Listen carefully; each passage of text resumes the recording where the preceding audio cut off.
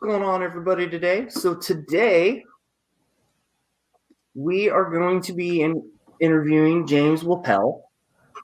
And I mean, you can see some of the figures now. It's going to be an interesting conversation because he doesn't just use acrylics; he uses oils also. And we're gonna take a deep dive.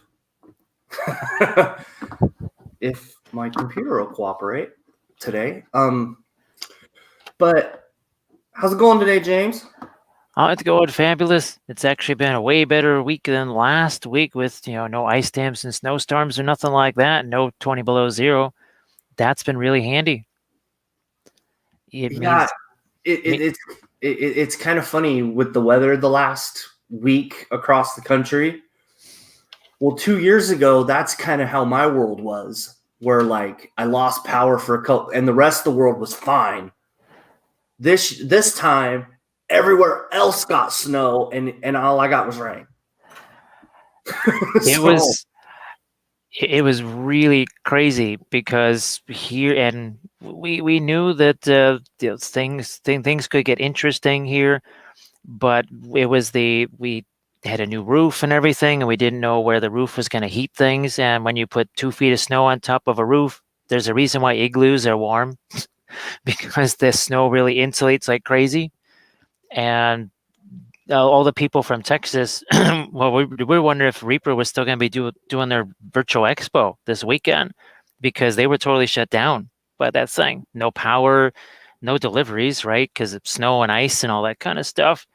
So it was pretty crazy. Every time we were in Twitch, we're just like, so are you going to be, killed by the weather soon? Or how's your life going? that was the question in everybody's mind was, what's going on? Are you still alive? Yeah. I know there's a couple Twitch people that I don't even think they broadcasted last week. You could tell there was less people, and there's enough for whatever reason. There's a lot of Twitch people down there in Texas and stuff, and we were not seeing as many of those doing their thing. And here it's not like it was unusual, right? We get a bunch of snow up here. We'll probably just have our average amount of snowfall for the year. It just all came at once. That was the crazy thing. The snow never melted for a month and a half. So it just kept piling up and piling up. And this is a dense urban environment, which means there's nowhere else to go with that snow at a certain point, unless it's like on top of your neighbor's house. That's how it goes. Yeah, for sure, man. And I was right in the middle of a big studio rework project. Next thing I know, it's like 50 degrees in the basement. So I said, well, I guess 3D printing is out for a while, even though I just moved all this stuff to make room for the 3D printer because it was mighty frosty in that basement down there. And people said, yeah, it's supposed to be 70 something degrees when you're printing. I said, 70 degrees. It's not 70 degrees upstairs where we are. So I'm going to add, do you have a filament printer or a resin printer? I have both, but actually this right here, this is what I was painting on the session last night for 10.5 hours. These are from, what's the printing goes ever on. I actually printed these myself.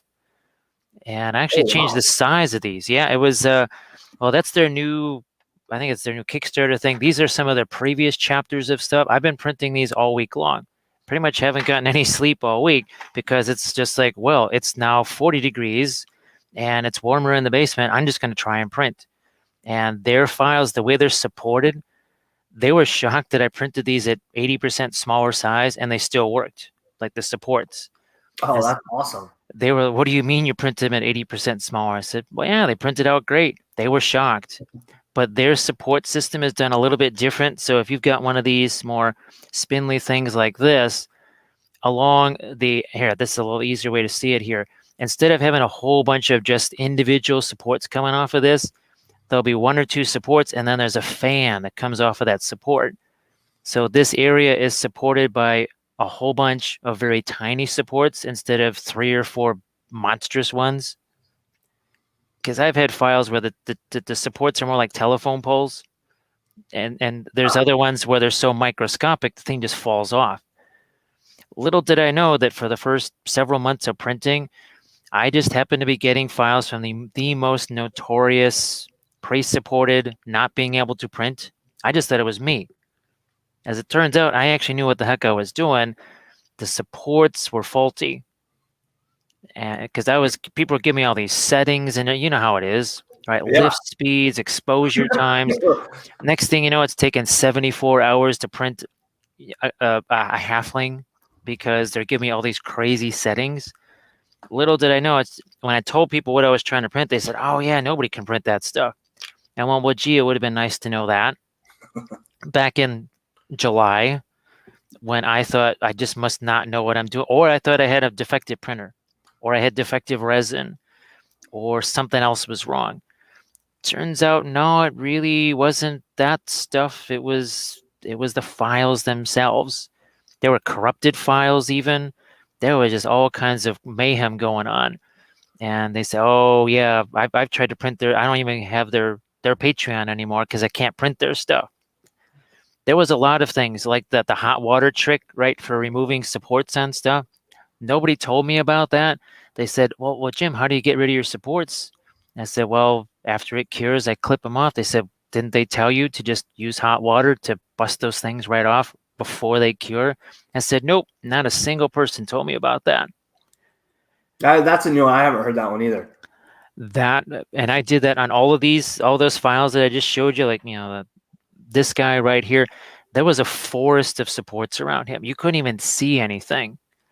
But when I started to put him in the hot water, I could just kind of break the outer ones, and then he just pulled right off of there. It was amazing.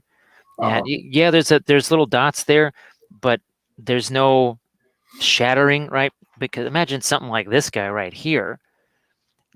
And I've had daintier things than this, no problem, because you're actually breaking off those supports while it's warm and flexible and it hasn't cured yet. So the resin is not as brittle at that point. Like after it's cured, you're snipping off the supports, or there's a real good chance you're gonna pop off part of this bow right here, or even pop his leg off. Because I've had it happen, and people said, no, you're not. You're supposed to do that before it's cured. I went, well, it would have been nice if somebody told me that. I don't know, in like April when I first started trying to print things. So there's been a whole lot of these. Oh, didn't anybody tell you this, or didn't they tell you that? So, but like you're trying to drive a car, and they're like, we didn't tell you there was brakes. Oh man, gee, we should have told you that. I don't know, maybe from the start. But there's a lot of these, oh, I guess we never told you about that. And I said, yes.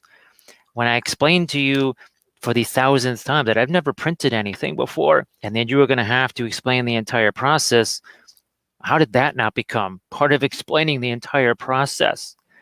And they said, oh, sorry. Well, thank you. So basically what I kind of needed to do was just do this stuff myself, because there was so many people saying, print at this temperature. No, print at this temperature. Use this resin. No, that resin stinks. Use this resin. And it's like anything else, right? When you hear too many voices, you have no idea who's right, who's wrong. Sometimes you just got to say, okay, sorry guys, I'm just going to do this myself and see what the heck happens. Yeah, I mean, unfortunately, that's even true with figure painting too, right? Oh yeah. Because like, I'll use you for example. You paint completely different than Lynn Stahl, but you get the same results. You just choose a different avenue to get there, right? Most human beings on the planet don't even think of painting the way I do. Like even this, what I just did right here. There's most humans do not do this. They're doing it now because they've seen me do it and they've watched the streams and stuff. And makeup sponges, all this stuff is part of the lexicon. But just what happened right here in the first couple of seconds of this, people are like, why didn't you just zenithal that? And I said, well, first of all, it's way quicker to just prime something like this, slap a couple of oil colors on there, pull this junk off, and guess what? Unlike a zenithal thing, which is dead and dry, this is all wet. I can use this right here. I can take whatever here. I'm going to take me one of these other brushes. I'm going to get some lighter colors on this brush. Now we'll just dry this thing up. And now we're going to just start to, I don't know, actually use that paint. Because see how there's that color on the brush right there? This is sort of like a dry brush, but it's not a dry brush because, I mean, look, the paint's mixing. This Yeah, is like a zenithal that you can actually use, and that's how something like this. People saw me painting this in a matter of minutes, that and they looks so awesome. and they said, "Holy smokes, we would love to have." I mean, even just this. People they saw, they said, "I'd love to have that in like a minute and a half because I have 70 of these stupid junky goblins to paint. I don't want to have to spend an hour and a half just on his shirt blending things, the slow way with glazing and all that." There's a bunch of different colors here. I couldn't tell you which ones they all are, but they say, yeah, look, there's some darker stuff. There's got some red in there. There's shading and all that. And it took how many seconds for that to happen? And it was the same thing on this. Because these things right here, you do that same little dry brushy thing over this. Well, we just kind of call it pre-glaze or whatever. People said, geez, I would love to do that for, I don't know, my winter Russians where I have to paint 80 of them, and they're pretty much all the same tan, brown, gray. They would love to be able to do something like that.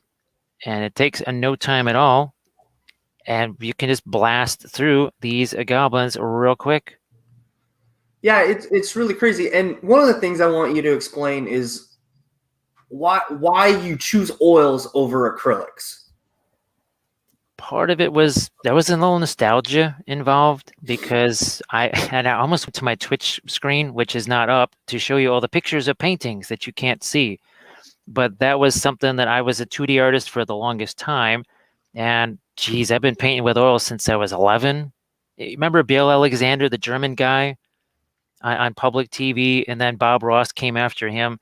Well, Yeah, yeah. I grew up watching those guys, and I did the art school thing, all that. So oils were definitely part of my memory.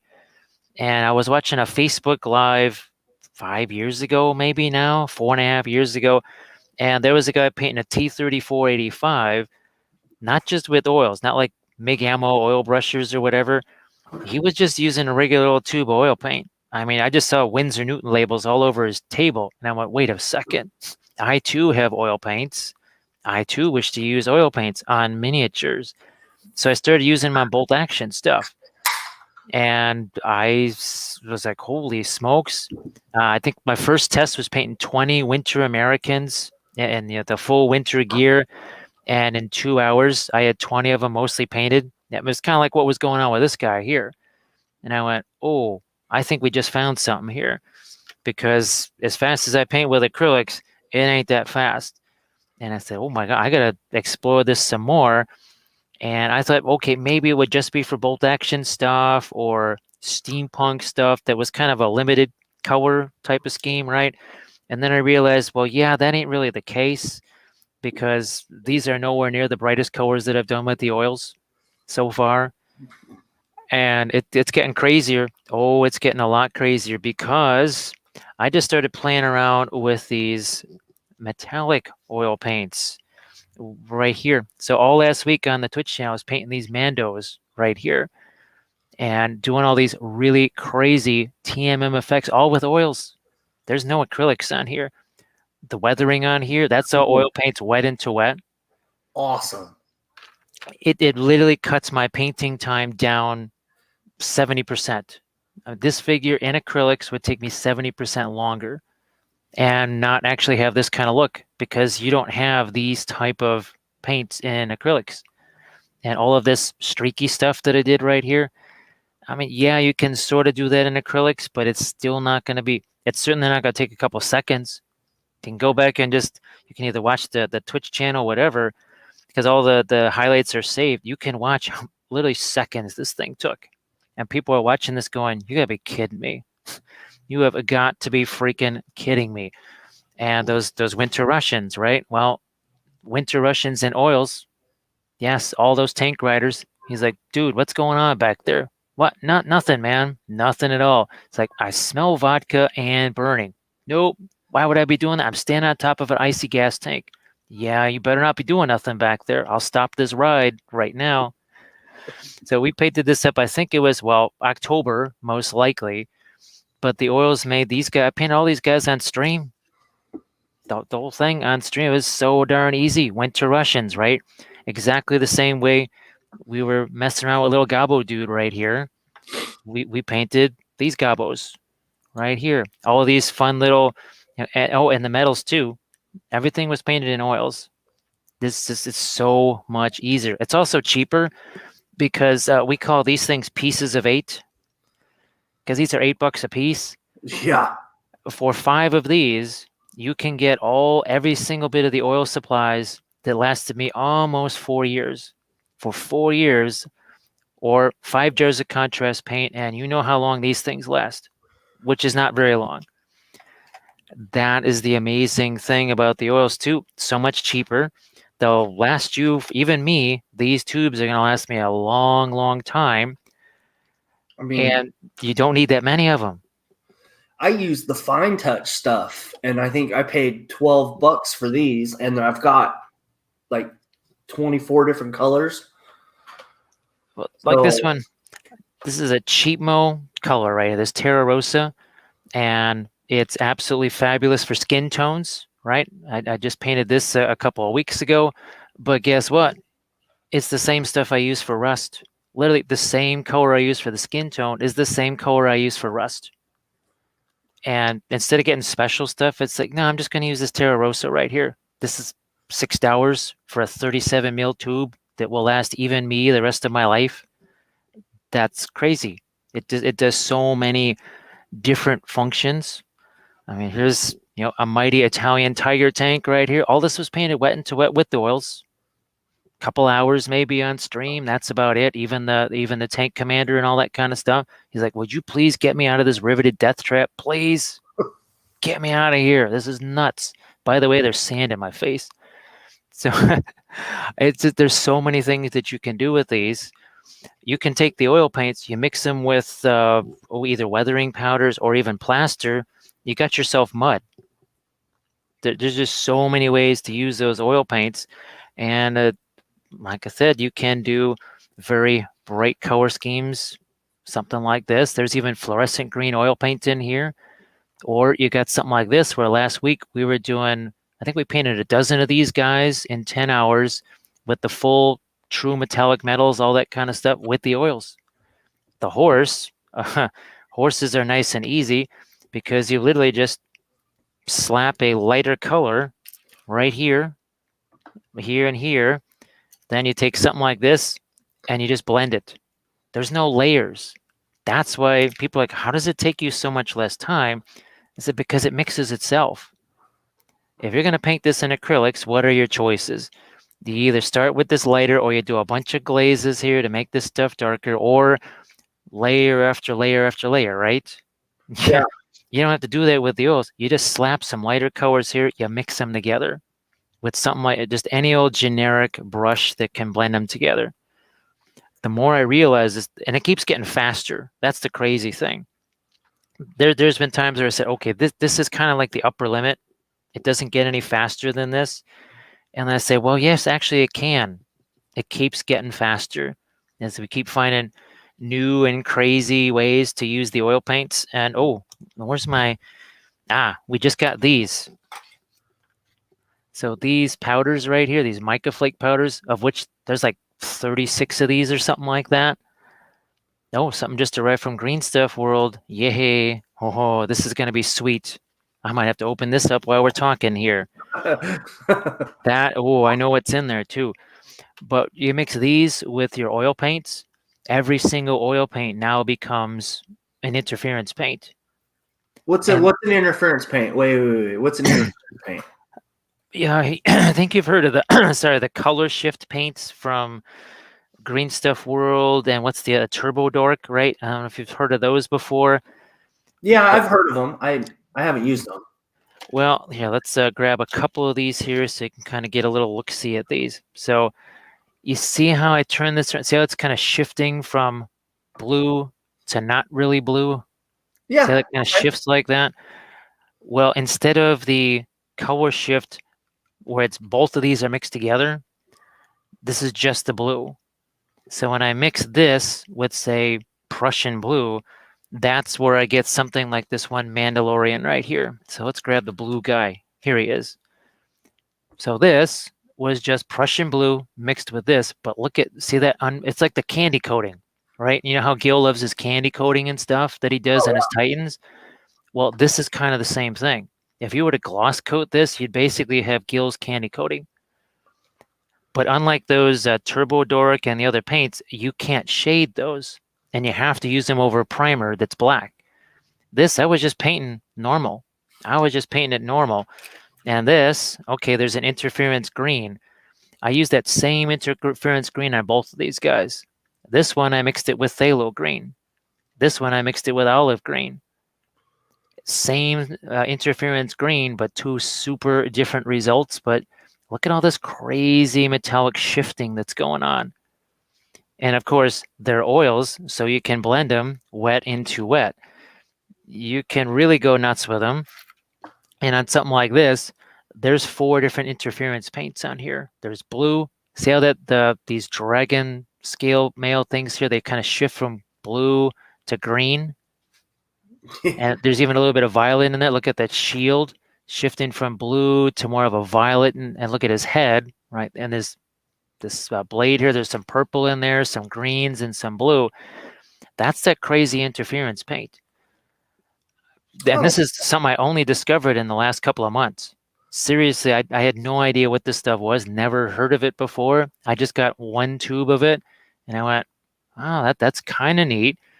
Then I tried it some more, and the more people saw it, they said, hey, Jim, those Williamsburg interference paints are really tough to get outside the U.S. Well, any Williamsburg paints are. It's pretty much very much a U.S. company. They said, Jim, you know what? If you just get those powders and mix them with oil paints, now every color. So you want interference gold. Well, all I'm going to do is just take something like, well, maybe something like this, or something like, is this a yellow ochre here? I just mix those mica flakes with these. This is now basically cadmium gold. You're going to have insanely bright gold. But for a way, because instead of now having to buy individual tubes of paint, every single paint color, I could mix interference bronze with this or something like that, and it's going to have a very different look. There's pretty much now infinite combinations potentially of those interference colors, which really makes things like this whole true metallic metal way more possible, because this is only really possible with the interference paints. I tried mixing, say, Gamlin silver with things like blue, whatever. It's sort of metallic. I mean, it's kind of metallic, but not really. Now, where's there? Oh, here we go. So this is one where I was mixing some of the interference paints just with things like black. And now you've got that blackened steel look, right? Yeah. And this took just like a couple hours to paint. I mean, all of these just took a couple of hours because the oil is doing all that hard work. Again, look at this right here. This was 5 minutes maybe of painting to do all this kind of stuff. This would work for anything. It will work for a 40K vehicle. I mean, it could work for any armor. It could work for terrain. You want to paint a dumpster for Marvel Crisis Protocol or something like that? Well, boom, there you go. There's your rusting and chipping and all that kind of stuff. Oh, and guess what? That's just Terra Rosa. All that rust, again, Terra Rosa. A stupid, cheap color that you can also use to make fantastic skin tones. Fantastic skin tones. It makes stuff like this really easy too, because you're literally just taking a filbert brush like this and you're just brushing on all of these lighter colors. They're mixing with stuff like this. So again, you're instead of having to fight all this stuff and do it layer by layer, because I mean, that's what we used to have to do in the old days before the miracle of oil paints. Every time I look at an army now, all I can think of, how much of my life I could have had back if I had oils while I was painting that. Yeah. Every single army I go, yep, that would have took less time in oils. Oh yeah, that would have taken less time in oils. So the next question I have for you is, how are you mixing the oils? Well, what I actually do, where's my Big Gamma oil brush here? So was this when I first started? I had these about maybe 3.5 years ago is the first time I ran across these.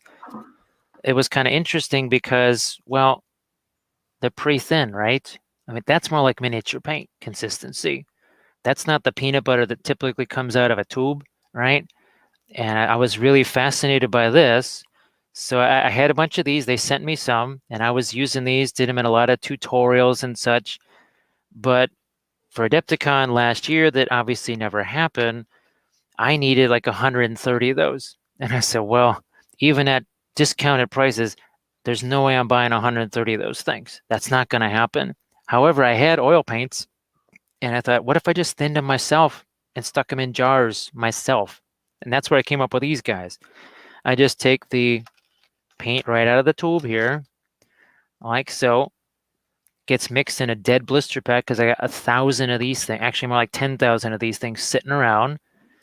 And I'll use just some high quality odorless paint thinner like this right here, stick it in that jar, and I might have a few pounds of pewter laying around to use as agitators. I mean, this is like a daily harvest for me right here. So there's plenty of metal to use in it. You heard that thing banging around in there. That's chunks of pewter, keeping this nice and liquid and everything. Here's one that I made for myself 4 years, almost like 3 years ago when I first got the oil brushers. I took one of my tubes of regular paint. This is still perfectly good after it's like 3+ years. Still just as good now as when I put it in there. Now, these, as much as I like these makeup or these nail polish things because they don't tip over so easy, still 100 and something of these is more expensive than 100 and something of these. Well, when the classes didn't happen, I said, well, okay, what am I going to do with all this stuff? So I just started using it on my videos and on the live streams. And people said, holy smokes, where'd you get that? I said, I just made it myself, literally in a blister pack, just mixed up the paint. They said, that's all you got to do? I said, yeah, that's it. And now everybody's doing this. Every day on Instagram, somebody's tagging me, and there's a whole bunch of jars, right, with their own little labels on there and mixing up their own oil paints, which is funny because for years, I approached every miniature company out there with hey, would you want to make a line of oil paints? Some either just politely said, well, not really. Others laughed pretty much. They said, well, nobody's going to buy those. Now those same companies see people literally buying their own oil paints, their own jars, mixing them themselves. And I said, gee, yeah, those people that were never going to buy them, that you could have just sold them to, they're mixing their own. Yeah, The same people you said would never want to just mix paint on a miniature are mixing their own paints in a jar. So maybe you might have wanted to rethink that a little bit. So how much thinner are you actually putting with like is it 1-to-1 or is it like a little bit of the oil in like half the jar? Every color is different, and it's surprising because there's colors where I think, okay, it's gonna take more thinner to get this to basically miniature paint consistency. Some of them, it's almost like a 70-30 thinner to paint. And then there's other ones where it's 50-50. Some are 60-40, some are 40-60. You never quite know until you start mixing the paint. Oh, okay. Which is when they say, well, I just threw the paint in the bottles and then the thinner. And I said, how'd that go for you? And they said, well, like half of the jars weren't quite right. I said, now you know why I mix it where I can see it.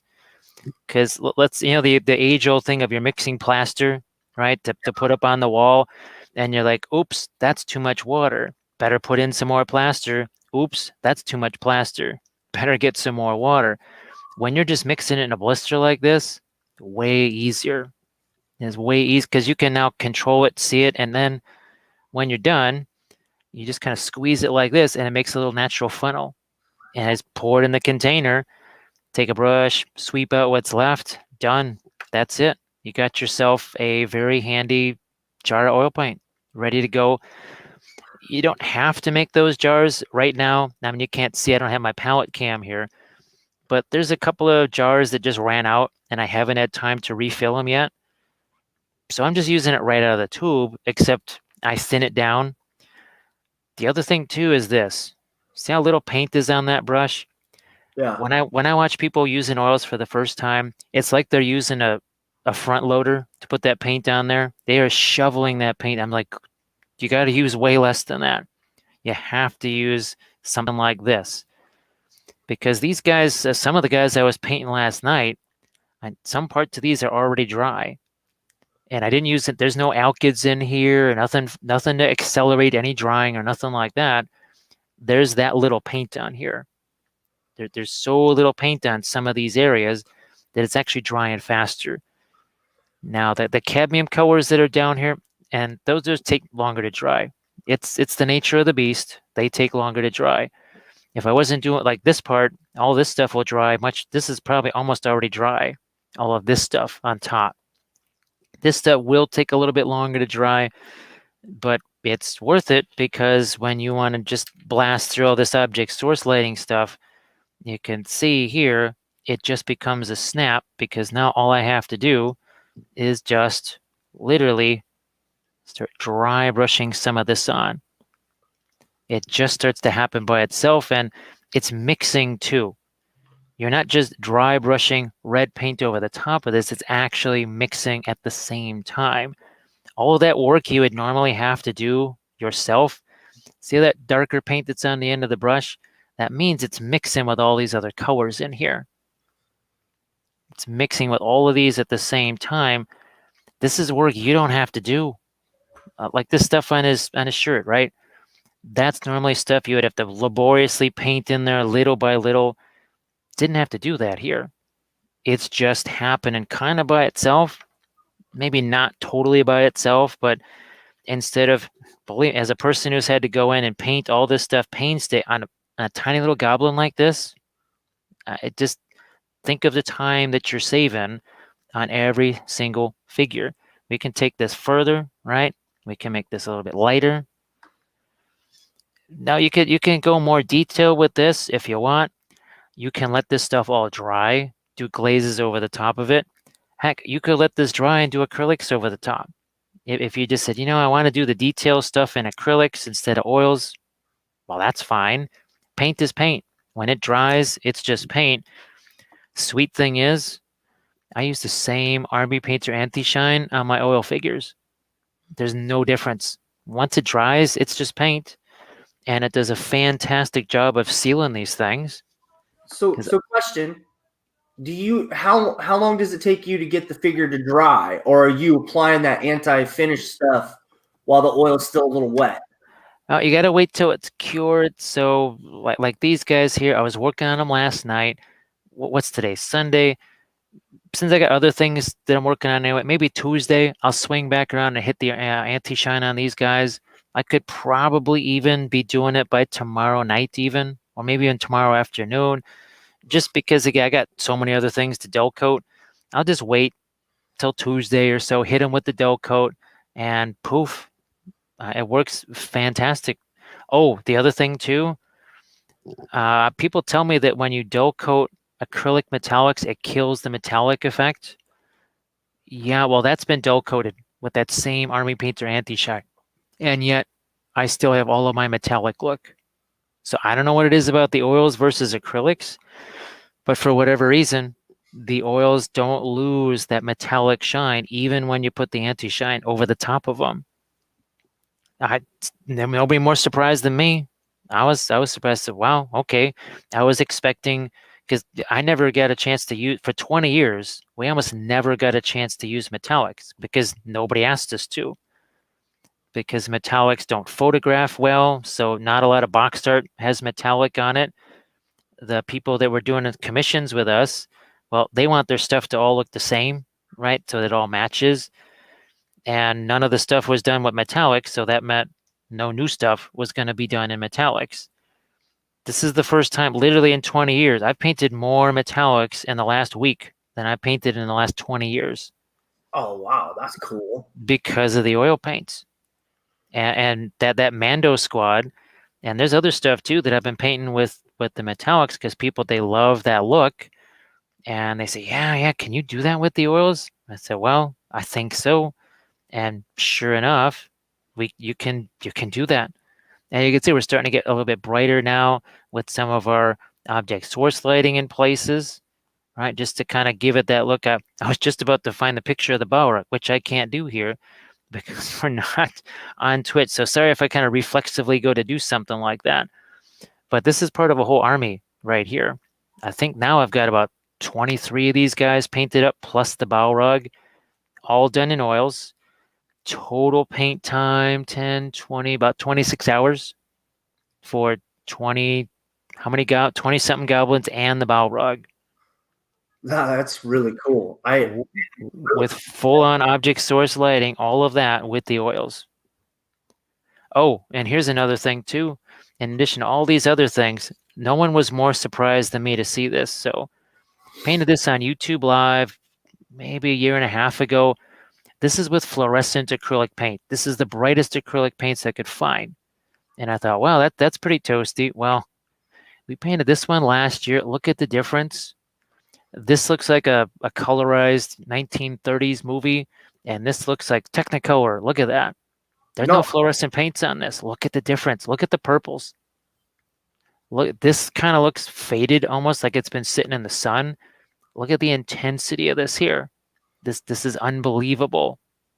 The difference between, oh, and by the way, these bright eyes right here, that was about 96% thinner. There's like 4% paint there, and that covered in one shot.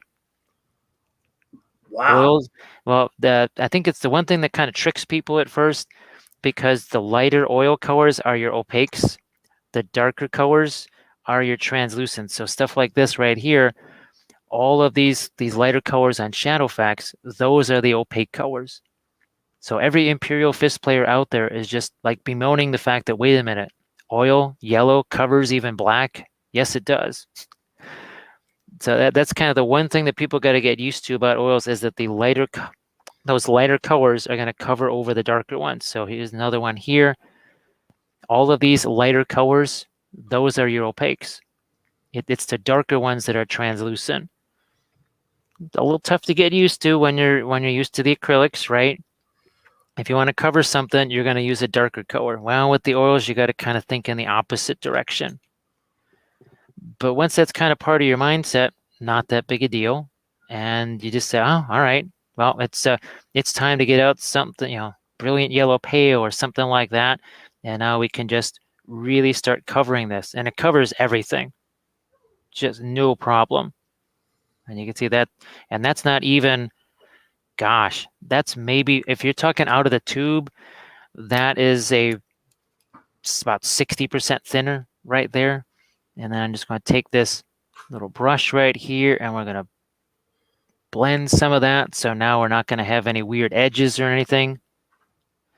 Just makes it so darn easy. It's unbelievable how easy this can be. It surprises me every time, and I kind of know it's coming, but yet it still surprises the heck out of me how easy this can be. But yet the darker colors will still cover. That's the interesting thing. So here we just got, boom, right there. Darken that down. Well, guess what? We're going to take that lighter color here. Where's that blending brush again? There you are. Let's make sure you guys can see this. And then we're just going to blend that together too. So it's really easy. Look at that. Instead of all these crazy glazes and whatever, layers and layers of paint, you slap a color on there. Yeah, take another brush, you just push it around, and it's done. And I still keep finding more ways to save time with the oils. It's less expensive, right? Because one of these here starter sets, you could just go on Amazon, or you go to Michael's, right, with a 40% off coupon. Instead of maybe $25, this is about 18 or something now. I'm still using this. I was just using this color the other day. This has lasted me for 4 years, and you know how much I paint, and there's still this much paint left in here. Or you could buy yourself like 3 jars of contrast paint with no Michael's coupon. The choice, it becomes really stark when you put it in those kind of terms, and you say, I'm getting this much out of it for this little money, and it saves me this much time. Because they talk about capillary action with contrast paints, right? Well, I mean, you've watched enough tank painting and vehicle painting to know what goes on with the pin line washes, right? That you see the MIG ammo guys doing all the time. That's real capillary action. That is some serious I mean, it's just literally, you could put a dotted darker color here and it's going to expand up this way. Oh, what the heck? Let's do that.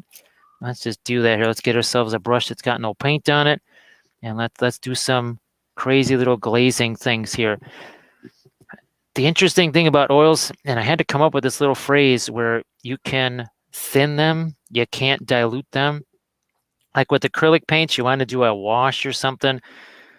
If you put a lot of water in there, that color gets really faded. That doesn't happen with the oils. It can be literally 90% something thinner. It's still going to cover, which is weird to think about when you're used to kind of the acrylic sort of thing. But here, now we can just kind of take this, and it's just going to go down in all those little crevices here. Like so. Just cover this here. Let's dark on this side. It's just it's so flexible, right? You can use all the same kind of stuff you might do on a vehicle or a model kit, right? The same kind of stuff, but now it's on a miniature.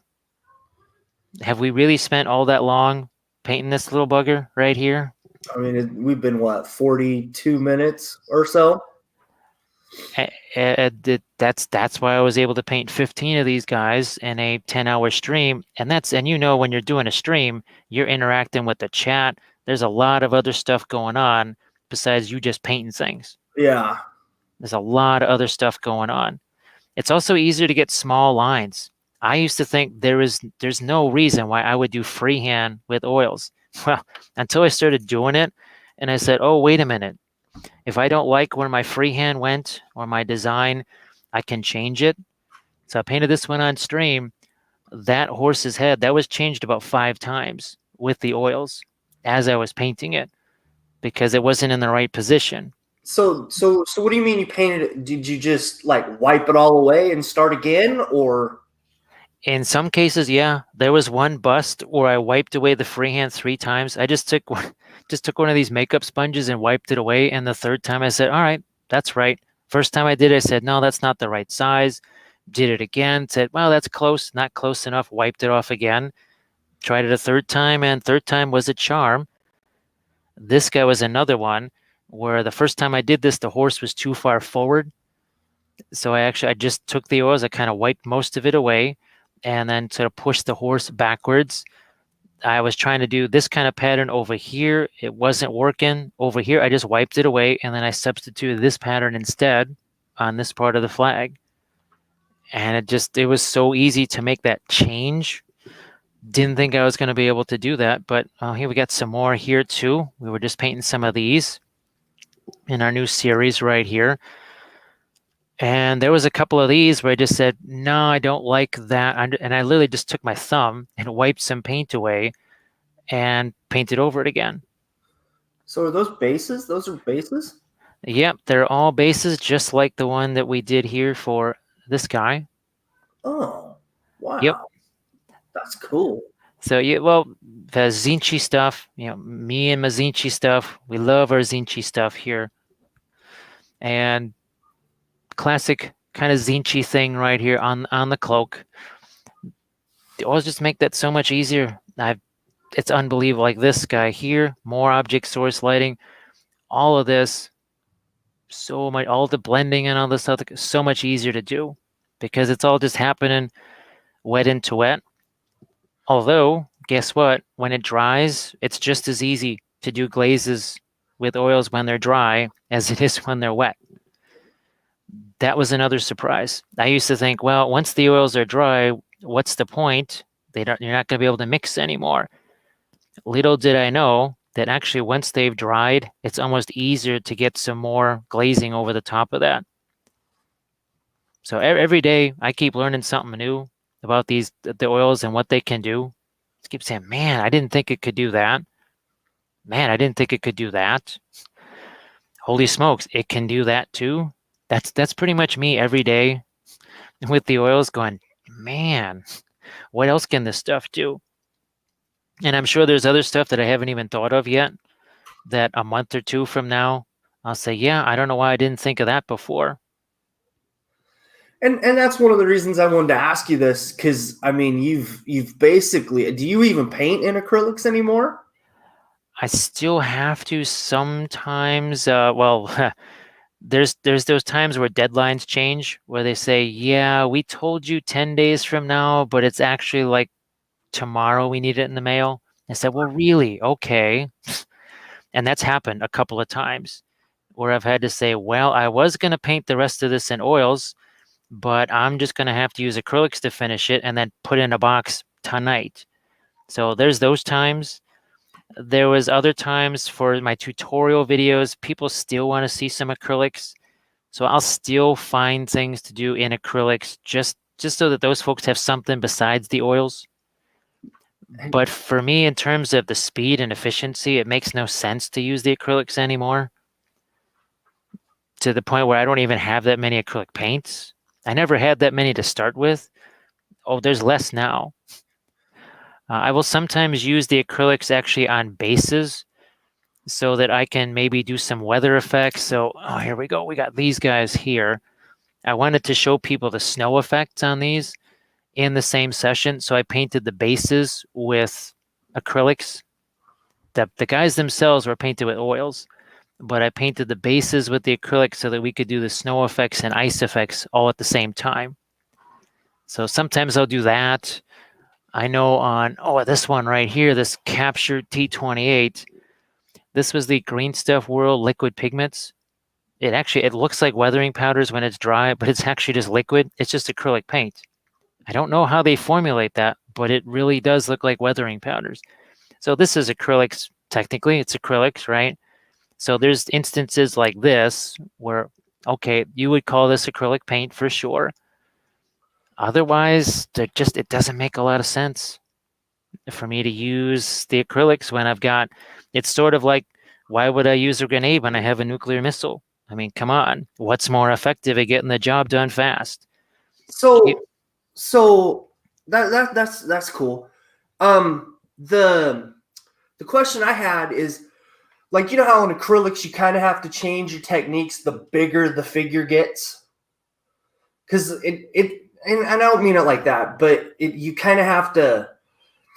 Is that true with the oils too, or do you kind of have to keep it relatively simple? For me, whether it's a vehicle, a chimera, or this little goblin or something like that, I do the same stuff in every single one. There was no difference between these two in the way I approached them. Literally exactly the same. I mean, this one took a little bit longer because it's a little bigger and there's a wee bit more going on, but didn't do anything different with the approach whatsoever. That's kind of the nice thing about the oils, because blending is blending. Here's a guy with this cloak here. Well, guess what? I would do the same thing here, right? I would plop some paint down. Where's that blending brush thing that I use? I would just take this, blend it, right? Now I might use a bigger blending brush. This bottom side here, all I did was just slap some colors, took a brush like this, and blended it. If this thing was half the size or 3 times the size, I would do the exact same thing, which is really powerful. Well, we got some bigger figures right here. So we've got, and these are by no means the biggest things that I've done. I think you've seen that Blackheart Models bust that I did that was a half life size. That's bigger than all this stuff combined.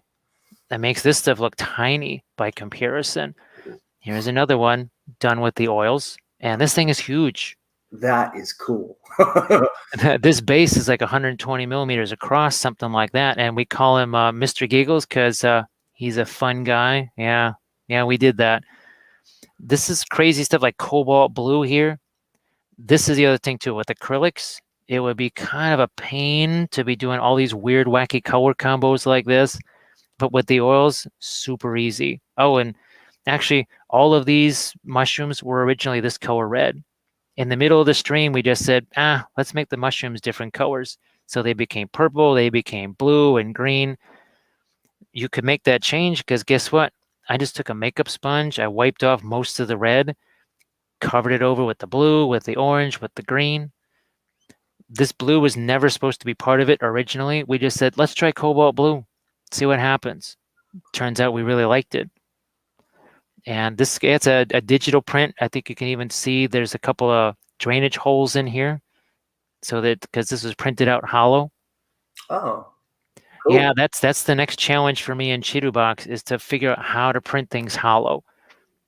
because, well, what it does is it puts way less pressure on the build plate. It doesn't create that much suction Yeah. because there's not as much weight.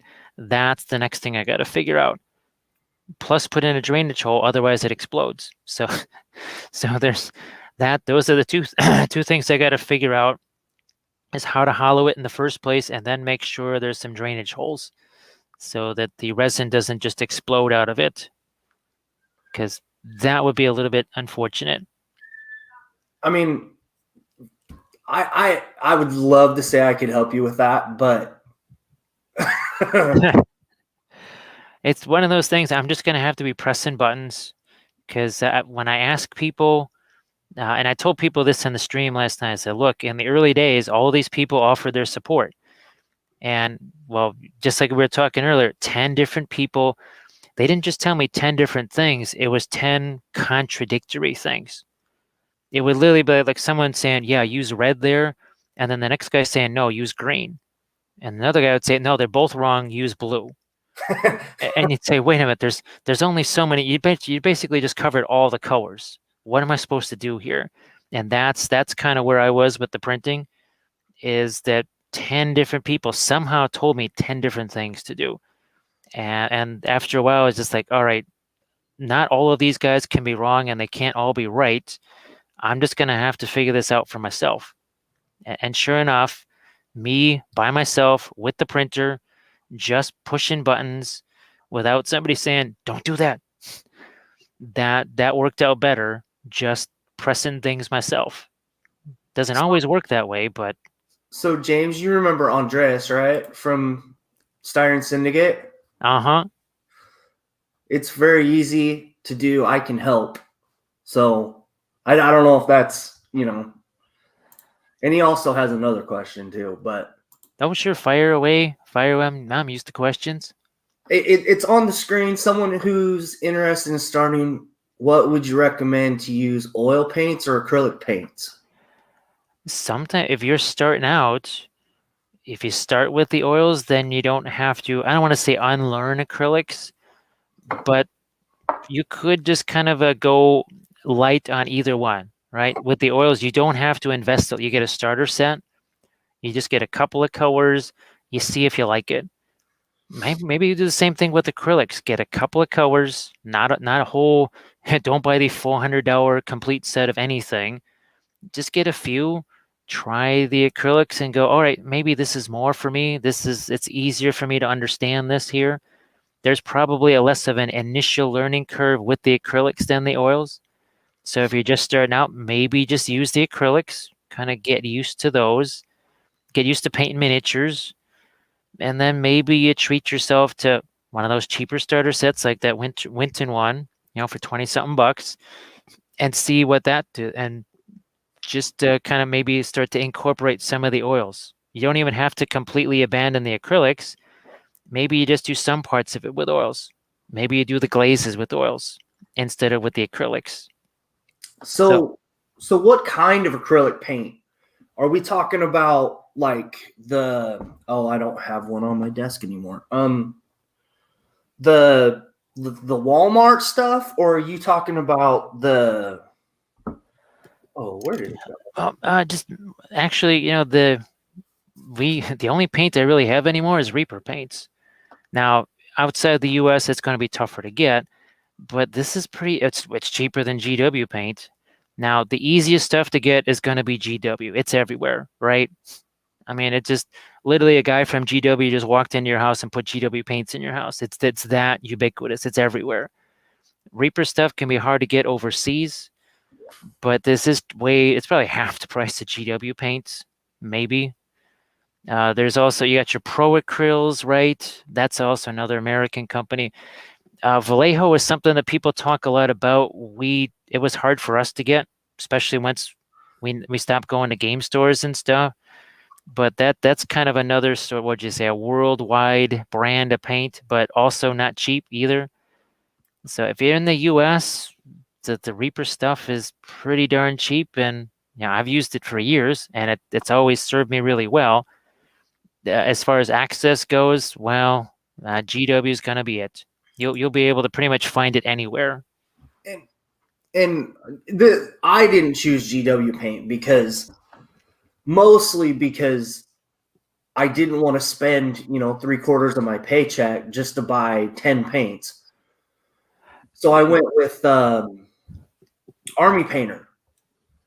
And it is it's not cheaper than Reaper, but it seems to work better for me because I'm used to the Walmart stuff, the acrylic craft paint.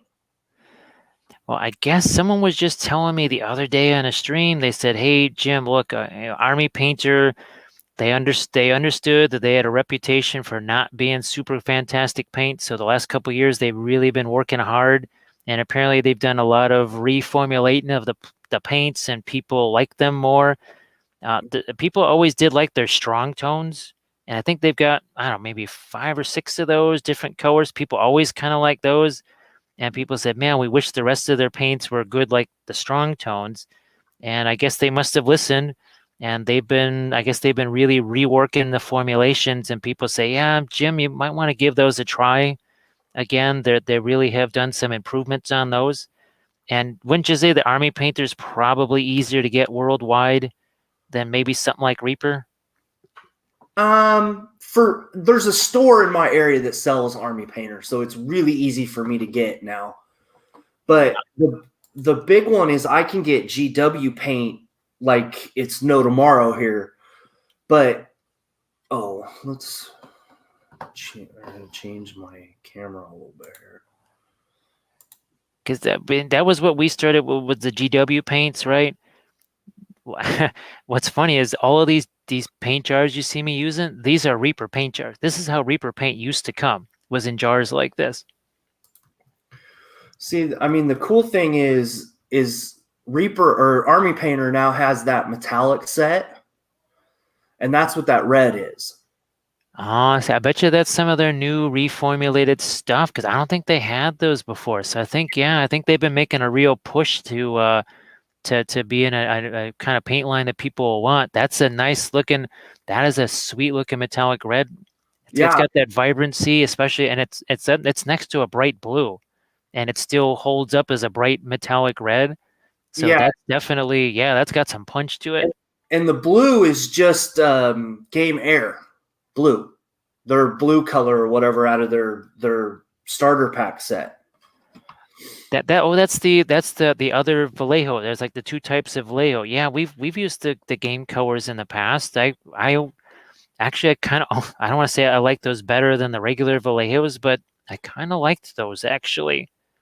I know there's some folks that I don't like those. I don't know. We use those, and if they were still around, I would probably still use them.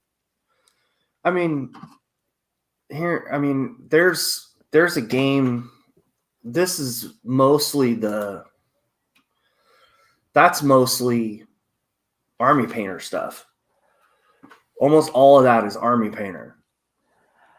Yeah, I think maybe they've maybe been working a lot harder than even I thought to kind of revamp that whole paint line, because those are looking pretty solid. Yeah, I mean, I'm not great by any means, but the colors look awesome.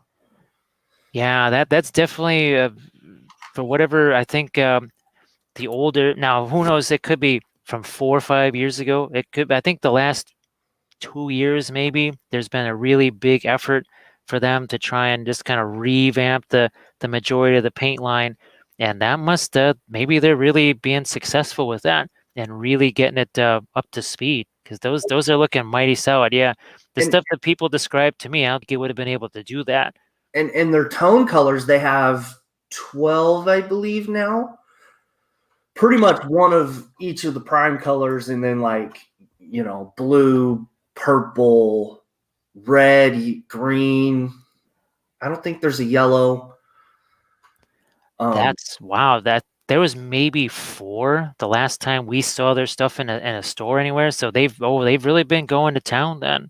Yeah, I've really enjoyed them, and the best part, and probably some of the reason that I chose them is I think I spent $100 on 60 paints for the starter set that I bought, and I there's a booklet that comes with it, and it tells you which colors, do like the base, the dry brush, the highlight, and then and they basically break it all down, so it's really, I mean, really really simple, but Yeah, the anti-shine, I always loved the anti-shine. I mean, from the get-go, it didn't matter what we thought of their other colors, the anti-shine was invaluable. I mean, you know how it is around here. There's about 42 seconds out of a 3-year span that's okay to spray anything outside. It's impossible here. The anti-shine was a lifesaver because first of all, we could paint it where we needed it. So you got like a Blood Bowl figure, even those figures you got right there, where are you going to put extra layers? Where you touch it the most? Where it's coming in contact maybe with foam in your carrying case. yeah. Instead of with the spray that's going everywhere, you can take that brush on stuff. Well, first of all, you use way less of it. One of those stupid little bottles, you could do several armies with just one bottle. And I mean like apocalypse-sized armies. Just massive amounts of figures with one little tiny jar. It still amazes me how long that stuff lasts because you don't need much of it. And it really dulls stuff down, and it's pretty solid too because I mean I play with my miniatures, and everything that we paint here, it's either played with by us or whoever it's going to. So this stuff has to be able to withstand, take a hit. And that stuff it's very durable too. I mean, I've dropped things. I've dropped that M18. This thing, and this is solid resin and metal. I've dropped this thing several times, and it's got the Army Painter anti-shine on there. Nothing's happened to it, and it's been fine. It's been dropped at least twice from like 3 feet. Solid metal and resin, and it's fine. Oh yeah, this is that's the plaster and the oil paint mixed together to make that mud. Oh, that's cool. Well, I had the jars of the MIG ammo mud stuff, and all of the heavy mud dried right away. Didn't matter how much I sealed jars. Then I was watching some old YouTube videos, and guys were taking, Durabond 90 and mixing it with oil paints and making mud. So that's all it is. Seriously. So we got, some Durabond 90, some 40, some 20, or some 45 and some 20. And depending on the kind of mud I want to make, I will use a different Durabond in there. No, It just mix it with regular old oil paint, and now I got all the mud colors, all the mud types that I could want, spatter types, wet, heavy mud, whatever, Kursk soil. You take yourself some yellow ochre, you mix it with plaster, boom, you have Kursk soil. no, all that is really really cool. It's crazy what figure painters actually start with and then come out with. Some of it's desperation, right, or necessity, because I had to do something because all that mud dried. And I went, well, what am I going to do? And that's when I said, well, let's see what happens with this. And I happened to see an older YouTube video, and this was obviously before MIG came out with that product. I went, so that's what people were doing. Heck, that's when I figured out that stuff like the filters and all these other things, it was just oil paint that was thinned more. The MIG oil brushers maybe are 50-50. The filters are something like 80% thinned. I think your washes are maybe more like a 65 or 70%. So well, I can do that. I can just put a little more thinner in there myself. I don't need someone else to do that for me. And I would have a bigger range of colors because I'm mixing them myself. It's not that MIG ammo is bad, and I understand there's a convenience factor where you buy the MIG ammo stuff and you're done, right? There's no mixing, you don't have to kind of ponder formulations or anything like that. So I can see why people would say, well, I don't want to have to invest that kind of time and experimenting and thinking about it. So that makes sense too. I can totally understand that. It's just sometimes the MIG ammo stuff is not the easiest to get, and it's not cheap either. It's good stuff. It's definitely good stuff. But for me, I'd either have to order it and wait forever to get it, or I could just take the paint that I already have, the thinner that I already have, and kind of make the same thing myself. But that doesn't work for everybody, and that's cool. That's no big deal. It's just if you maybe want to try something else, maybe making it on your own, it's possible.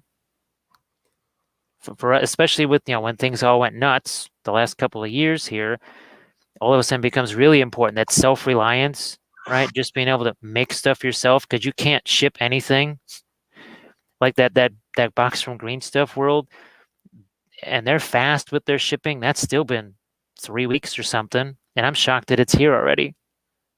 I'm completely shocked that it's here. Actually, I was gonna try and open up this stupid box because there's some really interesting things. There should be some silicone molds in here, which is kind of their sort of new generation of products, and they're really interesting. I think I've got one set of them in here. Let me see if I can break these guys out real quick here for you. Here we go. So things like this here are these tires. Yeah, so some tires right here. They've got, gosh, at least a dozen of these things now, different types of molds for stuff that's usually, say, 28 mil.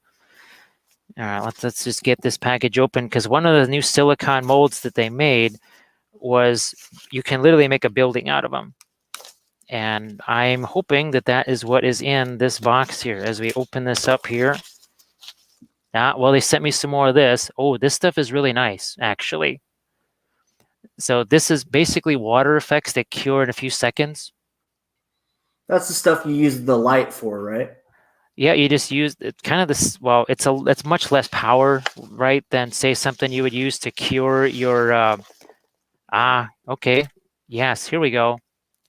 So here's the roof tiles, and it's just a silicone mold. And here, let's get the rest of these. There's the rest of it. So it's so you have all the stuff in these molds to be able to create this building right here. Oh, that's cool.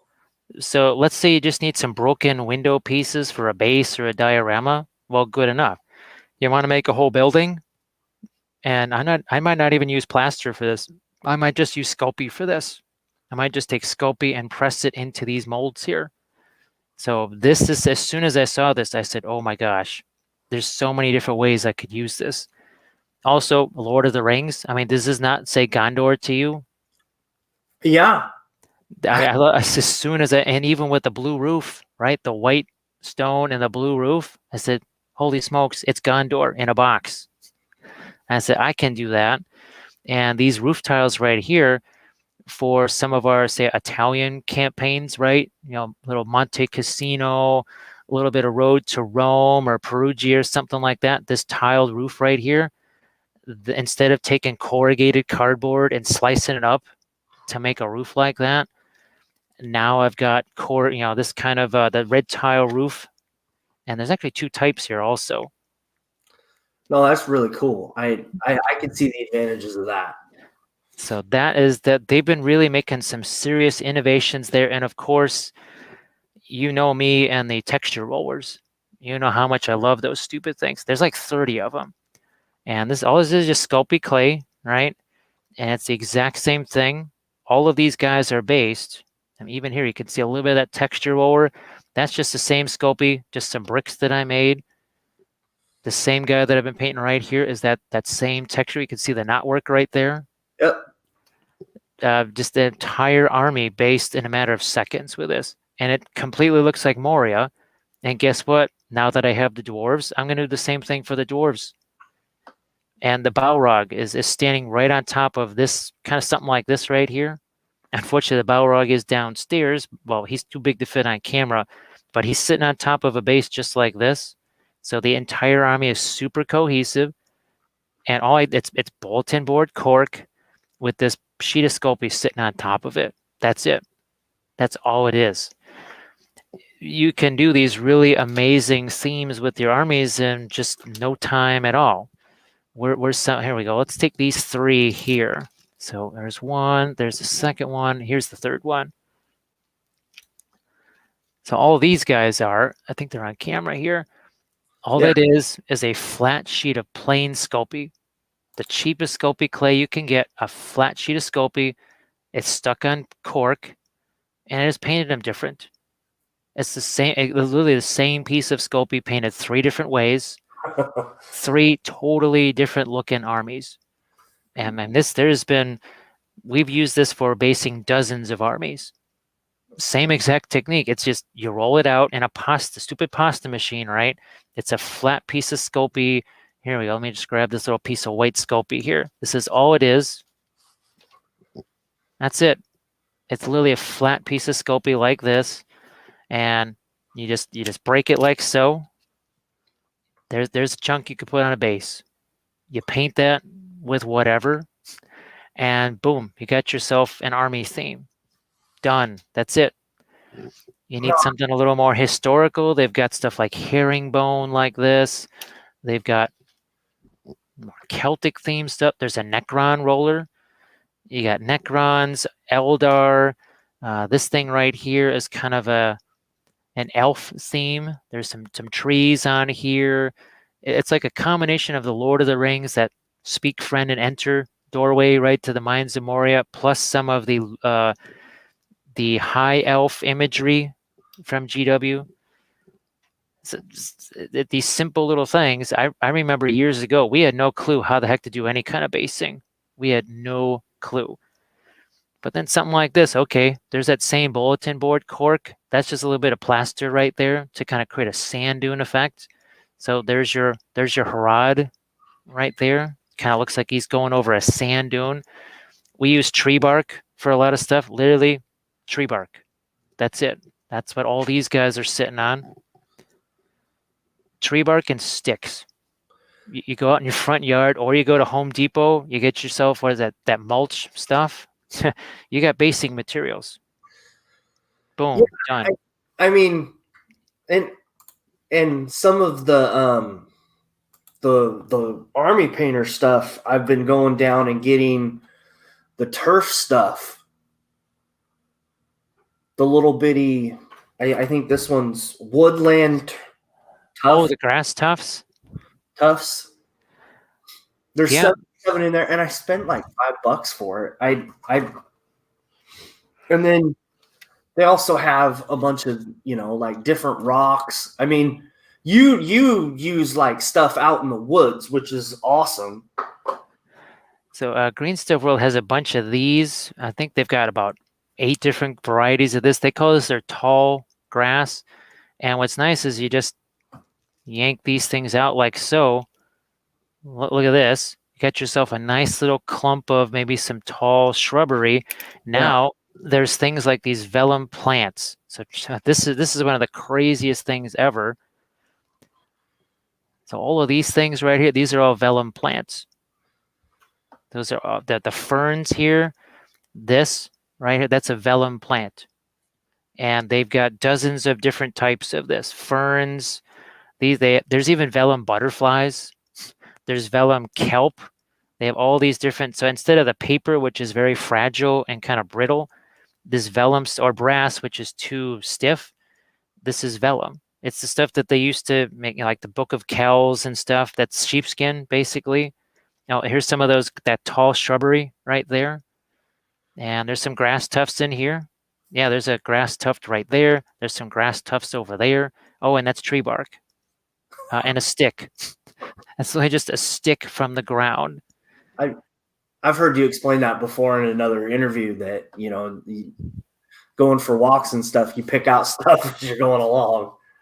That's cool. I'm never really sure how you would save all that so it lasts, but it's mostly pretty much dead when it hits the ground.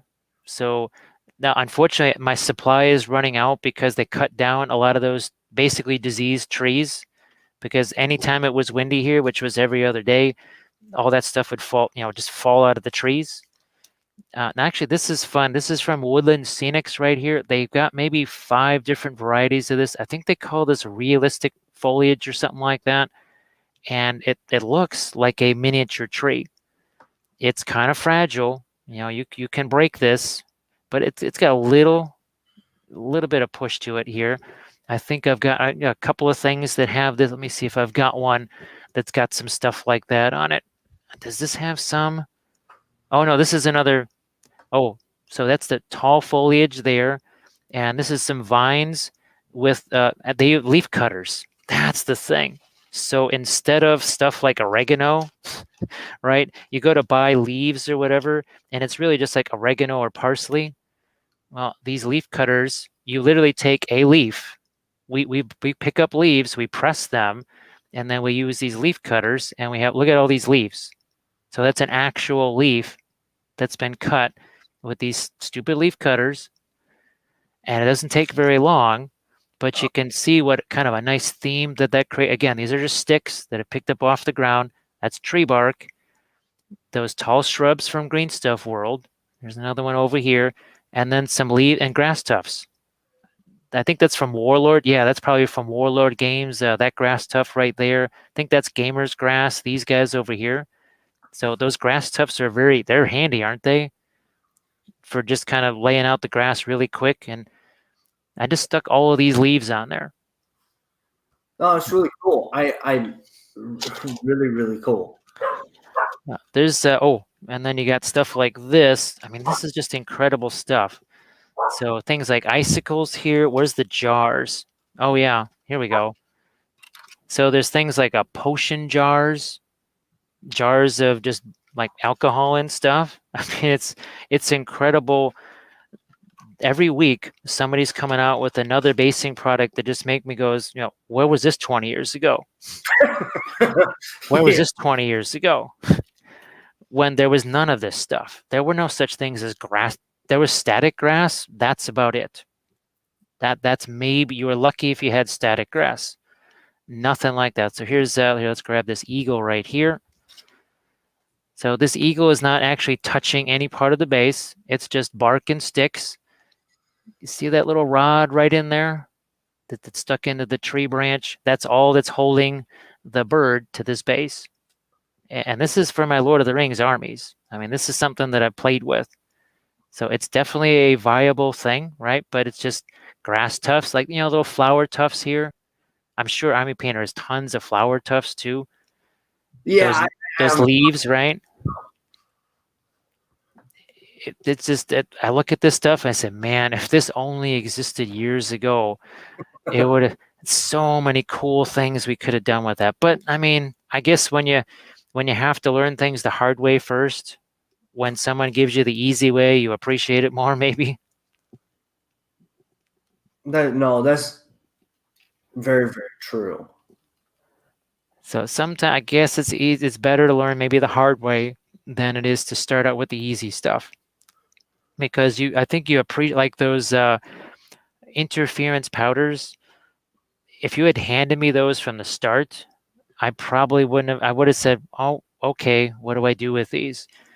Having used just a few interference paints, all of a sudden I said, "Wait a minute, there's all this really powerful stuff I can do with these things." So I'm probably better off having found the other stuff first and then found the powders later than if it was the other way around. So how in your area is the hobby? And what I mean by that is, do you think it's growing or do you think it's getting smaller? We stopped going to game stores probably by 2013, so we have no idea. We tried going to Games Plus. We love that store, but it's too far away. There was another store that was not only too far away, that one closed. All the store, there's nothing within an hour of us here. There's just nothing anywhere near here, and I'm not sure why one of the largest metro areas in the country has so few choices when it comes to game stores. That it's weird because people will tell me, like the Bunker. Remember the GW Bunker? It was the largest Games Workshop store in the hemisphere, and they kind of stripped it away little by little by little till they closed it and it was gone. And now there's a couple of phone booths with the GW sign on them and one poor guy sitting inside. I said, what's up with that? But your choices here are very limited when it comes to game stores. So when all of the virus stuff happened and you couldn't go anywhere, it didn't matter to us because we weren't going anywhere anyway. Um, for me, all of the hobby stuff happens online. It's all about the Twitch stuff. That's where it's grown. I couldn't believe it. I just kind of didn't think there's YouTube, right? I've been streaming on YouTube and Facebook Live for a while, and Kathy had been doing the Twitch thing for a couple of years, but it was more just kind of a place for her to kind of hang out and chill. She wasn't trying to do any kind of like a business type thing with it. Little did I know that once I started doing Twitch, it was just going to explode. And there's tons of miniature painters on Twitch. This coming weekend, you're going to have Virtual Reaper Expo. We're both going to be streaming live during the entire thing. We did it during ReaperCon last September, right? We were just streaming. I think I streamed for 8 days in a row. There was hundreds of people here watching, painting along with me. Kathy had her gummy bear painting contest on Twitch last year, or in a Discord or something like that. It was fantastic. There was people from all over the world because, well, really, most of our audience is from around the world. The U.S. is kind of a paint desert by comparison when it comes to the miniature painting thing. Just overall, when you compare it to other places like Australia, Europe, and that sort of thing. So for us, Twitch is so much better because, well, part of it is they closed all the stores. And this is before any virus stuff. They were all gone long before any virus hit. There was very few choices when it came to game stores. Now, I don't know, is it any better for you at all? See, there used to be a really, really good hobby store or hobby shop, and then there was Michael's, and now I have Hobby Lobby, Michael's. I still have that hobby shop, but the only reason I still have it is because it carries railroad stuff. The modeling section is just basically kind of going away. But then, like, there's these little generic, like, gaming stores. They're not GW. They're not, and I probably have 6 or 7 of those now in my area. Just, I still have to drive a half hour to them, but because there's not one in my particular town. But it's like the miniature community is like blowing up big over here. I'm sure there is. It's just unfortunately there's very few places. Again, even without any kind of crazy stuff going on with viruses, there's not a lot of options here, which is weird. You would not think that was the case, but it kind of is. And it's been that way sort of for a while now. Sometimes a store opens and everybody's yay, and then a year or two later it's closed and it's gone. And it's like, well, okay, well, that option is now gone. And there's just not many. There's Grognard's, that's another nice one. But again, it would take us at least an hour to get there. Oh, wow. And then, that's leaving at like 10:30 in the morning with the least amount of traffic. Yeah, that's not, you do that in rush hour, that's an hour and a half, hour and 45 minutes one way. Oh, wow. You be driving longer than you were in the store. I could cover most of Oregon in an hour and a half. Yeah, because now, okay, is it location? Well, I don't know. Maybe if we lived in the northwestern suburbs or something like that, but we don't live in the northwestern suburbs. And guess what? Not everybody in Chicago lives in the northwestern suburbs. But apparently that's the only place where you're going to have a game store. Now, of course, you also don't have like 75,000% sales tax like we do here. So that might have something to do with it. That could be another reason, is because being anywhere near the city is too onerous as far as taxes go and that sort of thing. So Yeah. we kind of always suspected that, your overhead is just too high to be anywhere near us, which makes sense, right? The further away you are from the city, most likely the lower the sales tax, the lower rent's going to be. And if you got a business, and game stores are probably not high margin businesses, you try and save every little bit you can. So I can understand why. It's just it's unfortunate that it's got to kind of be that way. Well, and I know it's, at least this is my perception of it. It seems like the Midwest, East Coast seems to have a lot better hobby. It seems like the hobby's really, really big there. And then on the West Coast, you got to go to like Arizona, Southern California, and then up by Seattle. And then there's the chunk Northern California and Oregon where it's just like, I mean, there's groups trying to change it. Don't get me wrong, but it's like it's non-existent. What's interesting is on Twitch, everything, if these streamers, they all either live on the East Coast or the West Coast. There are very few central time zone streamers out there. I mean, you can literally count, at least the ones that you would know about. You can count them on one hand, maybe even have a finger or two left over. But because when it gets to be a certain time, you'll get 20 notices from all these people on the West Coast that are all starting to stream. Yeah. And everything is always 2 hours behind us all the time. And then 3 hours later, it's, you get the East Coast or, because they just got off work or, And I think with Twitch, a lot of folks, for whatever reason, they're all trying to stream during the day because they want the nighttime European audience and the daytime US audience. For me, well, I have no choice. I have to be streaming at night, sometimes very late at night, just because of my filming schedule, upload schedule, Kathy's streaming schedule. I have to work around that too. So my stuff starts late at night. And it's a very different crowd of streamers that's late at night. And it's so different from the daytime crowd. And I think maybe the daytime crowd's a little more competitive because they're sort of trying to compete for the same audience. Whereas with us, it's like, yeah, well, not that many people are awake anyway, so let's just hang out and do our stuff together. And it's a very different type of an atmosphere. I did not think I was going to like Twitch. It turns out it's way less territorial and nasty than YouTube. YouTube is rough. That is a rough landscape right there. It can be. I mean, I'm still trying to, grow my channel at least. And I need to actually show more on Twitch, but like I stream the interviews to Twitch, but for some reason I don't understand Twitch fully yet either. So, but it seems like the hobby grows on social media really, really well.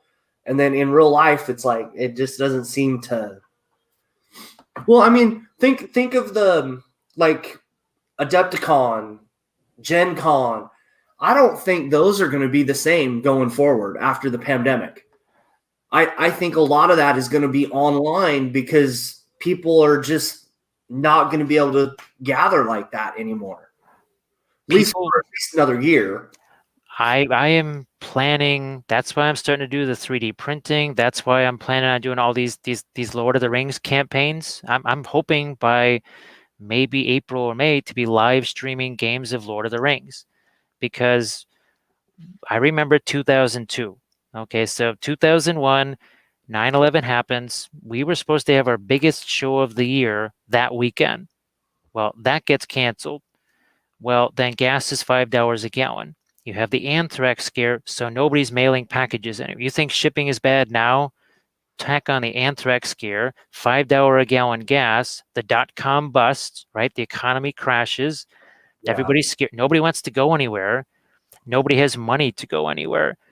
The reason we became miniature painters was because of 9/11. I still have a wall calendar from 2002. It's still hanging in the same place 19 years later that should have been filled with conventions. There's no conventions on there. They happened. Nobody went to them. And the few people that did had no money to spend because they spent most of their money just getting there. So that's that we've already been through this before. It's just now everybody else is seeing what happened to us in 2002, and it never came back. Those same conventions, we went to one because they asked us to say, look, you're a former guest of honor. Would you come back like 10 years later, whatever it was? That convention was maybe a quarter of the size, maybe 20% of the size. And Yeah. that was one convention after another. We look at these things and say, where's all the people? What happened here? All of these they've all been hollowed out because, well, people just said, well, I don't know if I want to do this. And these conventions, there's no other way to do a miniatures convention than to be, shoulder to shoulder the entire time. You can't do this stuff without being in contact with people. I am not conducting a miniature class or Fort Wappel. People can barely hear me 2 feet away with no mask on. Now Yeah. you're all going to stand 6 feet away and I got a mask on. That ain't going to work. It's not going to happen. And unless they can crop dust the entire planet from space with miracle vaccines, it's going to take a while, if it even works. So I can see individual small things, right? But mass events, well, geez, especially like a Gen Con or even an Adepticon, I don't know. I know nothing, but And you're even on the board or something of Adepticon, right?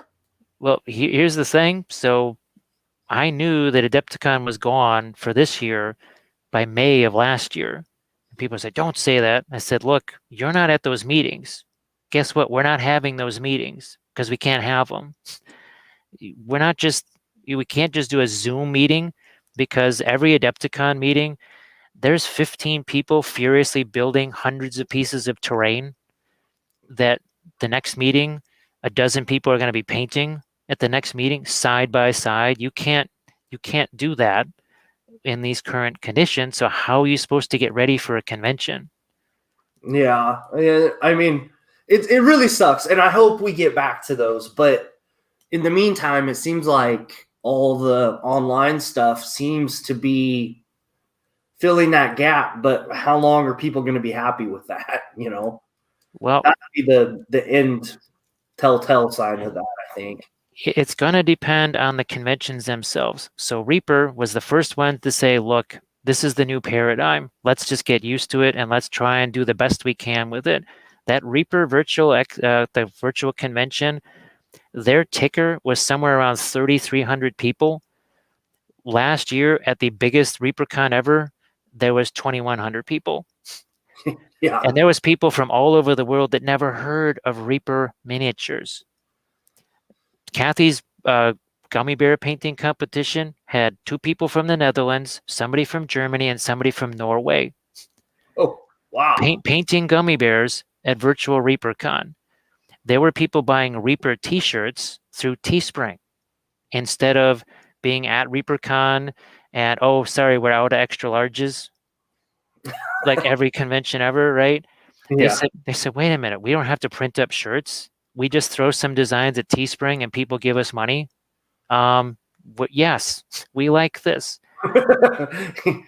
And they also didn't have to kill themselves driving people like us back and forth to airports.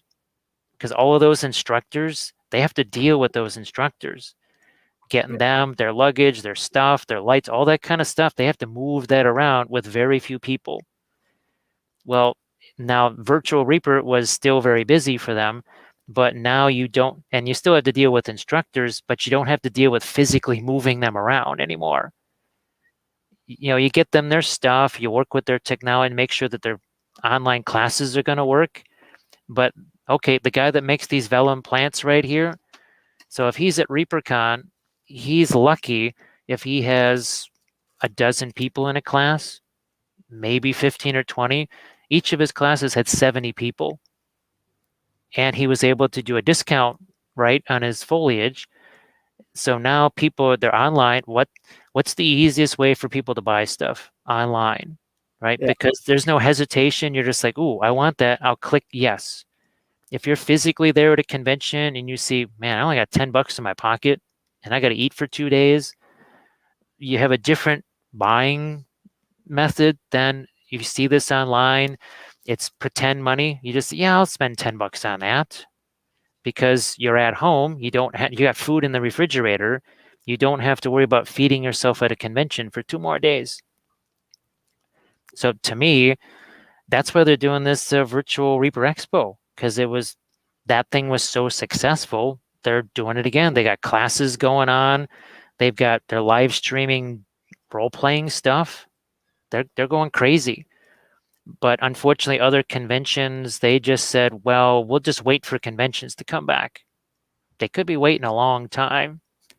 Like Gen Con, people compared ReaperCon to that. There was no comparison. I mean, Gen Con online was an embarrassment. It was a complete embarrassment by comparison. And, they had way more resources than Reaper. But Reaper said, look, we see the writing on the wall. Let's just say they were the first one to cancel theirs. There was another convention the same weekend as theirs, and they didn't cancel till literally a couple of weeks before the convention. And it was a disaster. Now, if you're a merchant who makes his living at conventions, Yeah. you need to know 4 months before that something's going to get canceled or not happen or happen, not a few weeks beforehand. Yeah, those are the people that, I really hope can rebound from all this. And it seems like for the most part they seem to be just getting by for right now, but it'll be interesting to see what happens next year. I think the only show that I know is still on as of right now is the IPMS National Show in Vegas. That's really the only show I've even heard that's gonna even try to do it. Just think of trying to fly. You may need to have a vaccine passport. What if you just can't get your vaccine in time? What if you're just not at the end of the line? You can't go to that. I've heard that, and I'm not going to say I agree or disagree with that, but it'll be interesting to see how well that's portrayed or taken too. Because I mean, I'm just going to be honest. I don't know if I'm going to get the shot till after at least summertime. Because it's still, there's still a lot more other people that need it, And it's not, they're not just going like, okay, 70-year-olds, 50, 60, 50. They're kind of going, well, most vulnerable of this group, most vulnerable, well, now kids, because we want them in school. So they're not just going to go, down the line age-wise.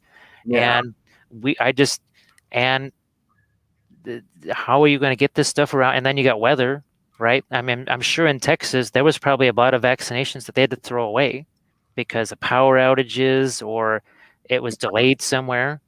Yep. So there's, Mother Nature is undefeated.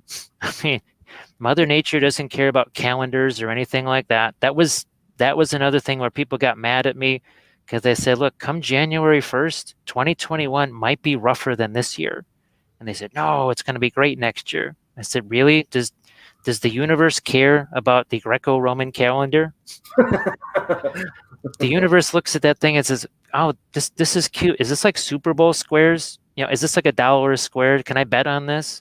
It's like, what's a calendar? Universe doesn't care. We do, but yeah, universe not so much. And I just tried to tell people, I said, look, don't really get your hopes up because it could be a little bit rougher. And well, it's kind of been a little bit rougher. Thank goodness for Twitch. We would be, I don't even want to think where we would be right now. we might be living out on the street if it wasn't for Twitch, because when Adepticon got canceled, that was $2,300 of income that just went up in smoke. That was just one convention. Yeah, I can understand that, dude. It's so and there's other people that didn't, they don't have that option, and I feel real bad for them because we've watched them just slowly, little by little. Well, the t-shirt company that Kathy used to work for, they went out of business. After 35 years, they just hung it up. They said, nope, we can't do this anymore. Their whole business is conventions. Yeah. And now, well, remember the thing I talked about, Reaper and Teespring? They said, yeah, who's going to want to pay $30 for one of our shirts? Yes, they're super high quality. Do people really care about the quality of a t-shirt anymore? They'll wear it for a week, never wear it again. Who cares? Whereas theirs are super high quality t-shirts designed to be worn many times, year after year.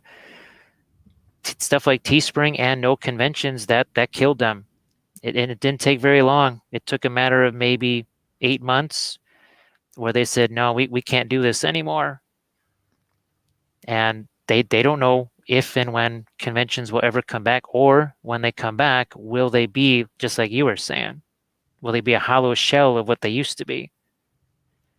So for me, that's why the nice thing about the virtual stuff is if you just take my Patreon page and you were to break down like where people live, if half the people came from the United States, I'd be surprised.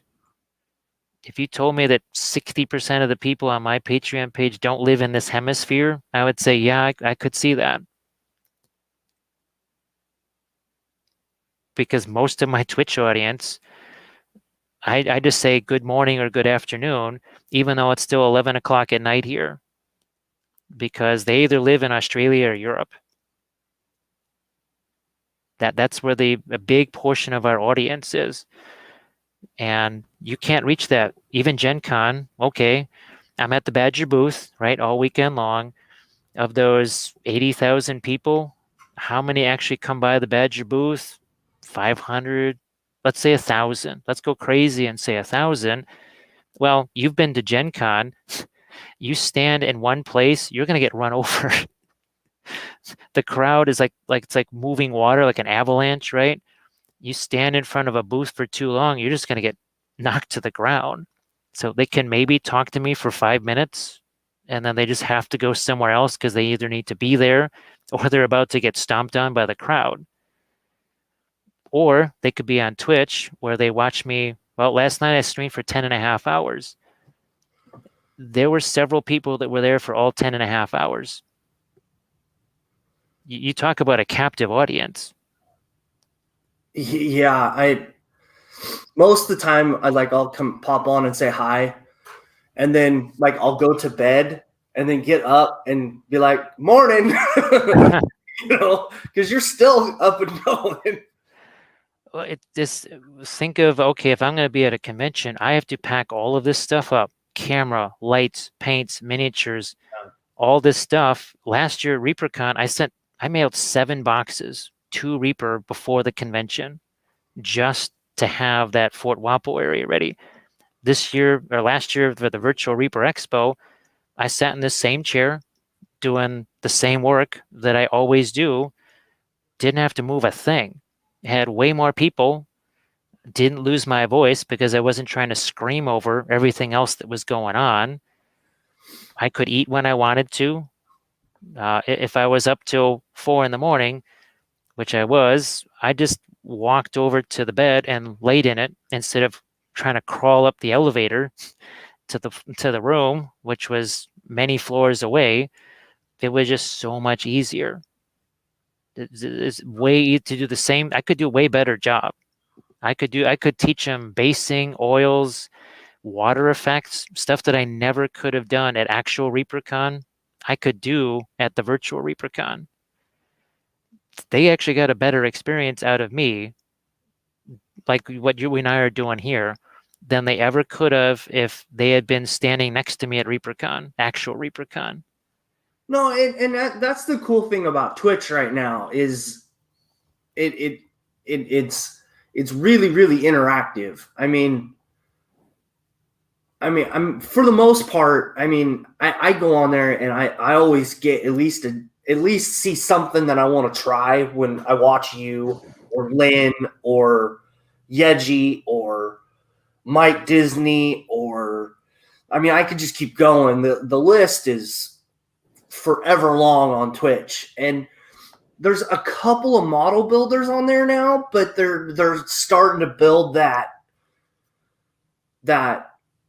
group and So we'll see how that goes. But for the most part, figure painting over there is really, really awesome and really fun to watch.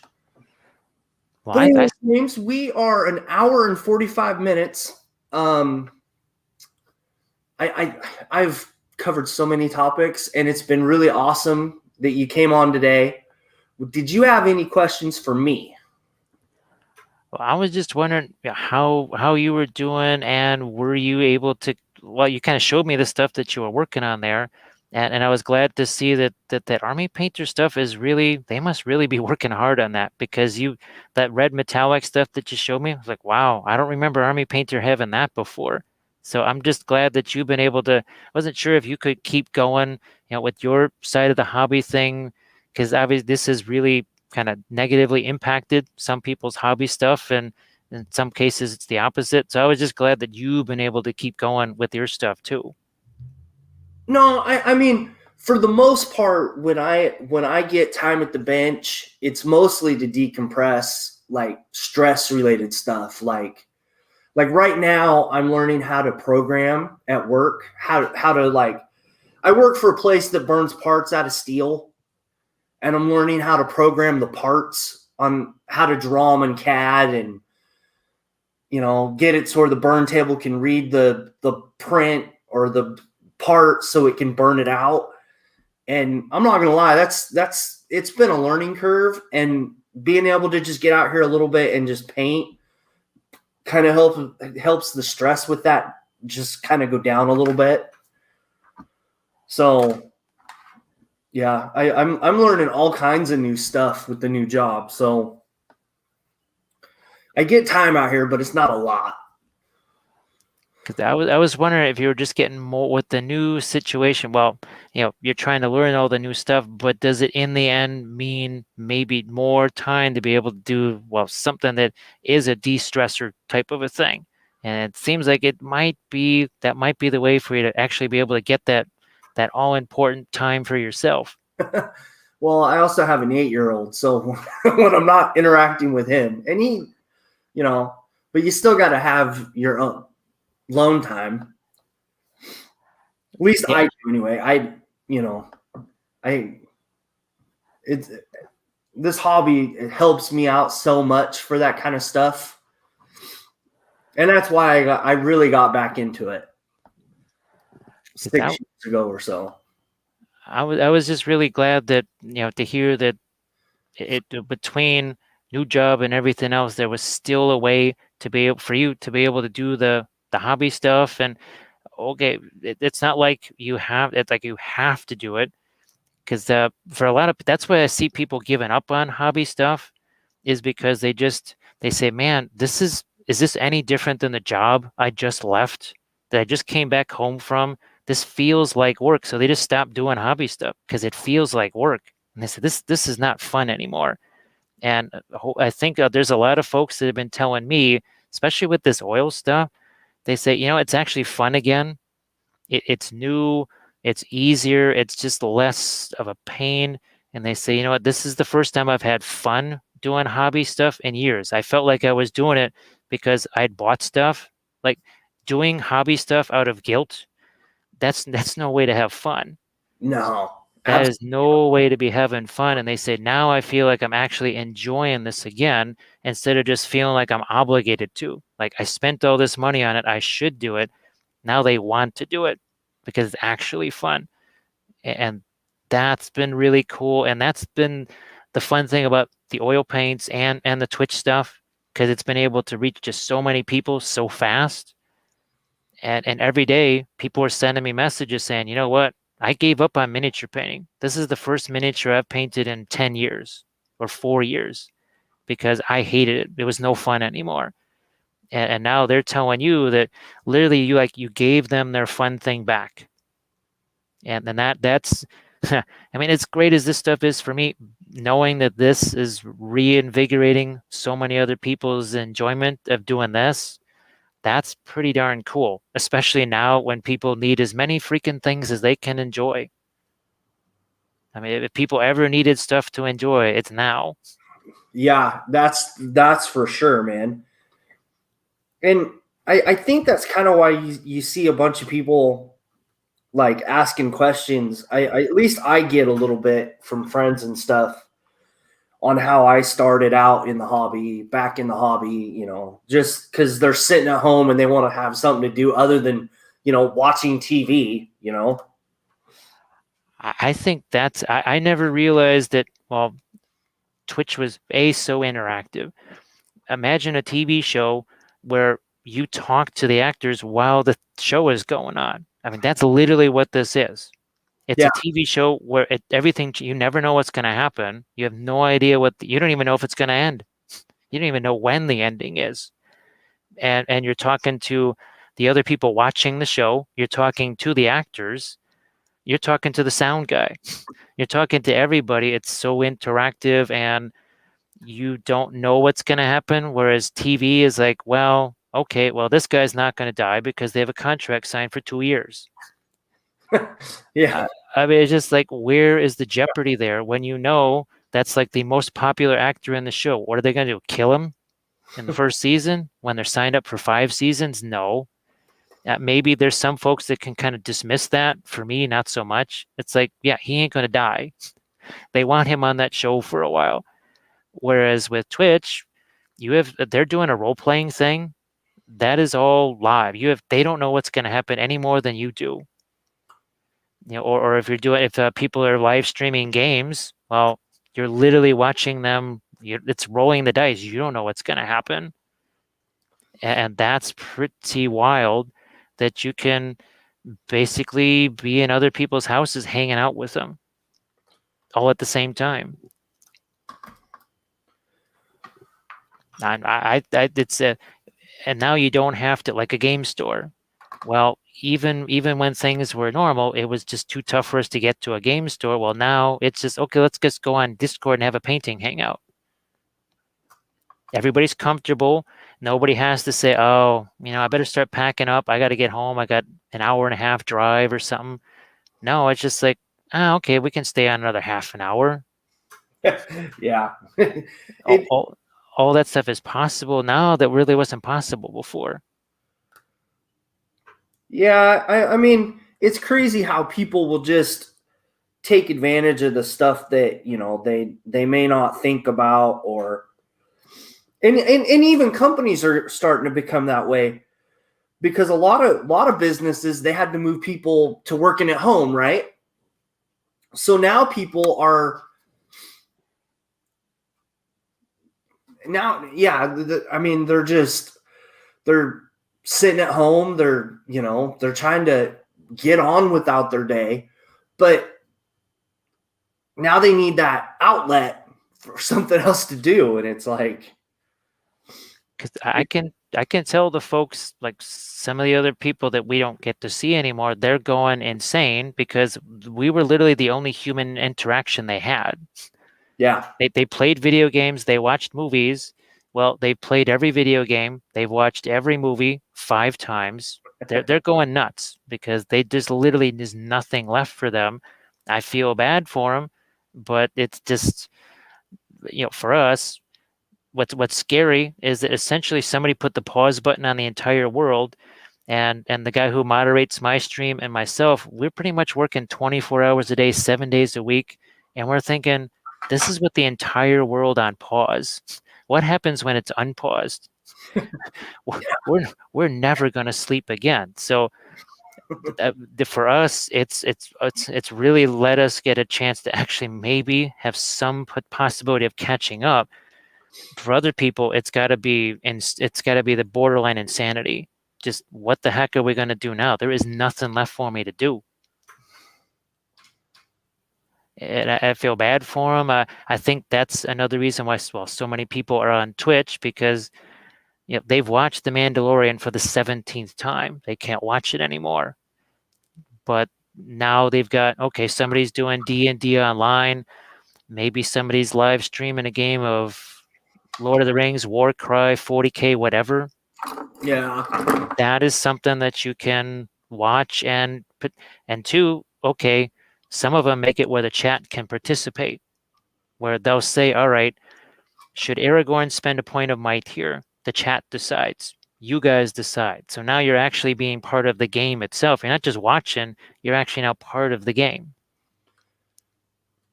And that there's a couple of live streamers that will do stuff like that. If you're doing the role playing online, you can buy helps or hinders. So you can hinder the party or you can help them. So now the audience that's watching is actually literally participating in the game, which is kind of an interesting thing. That probably was not the case before, but now people can actually participate literally in other people's role playing.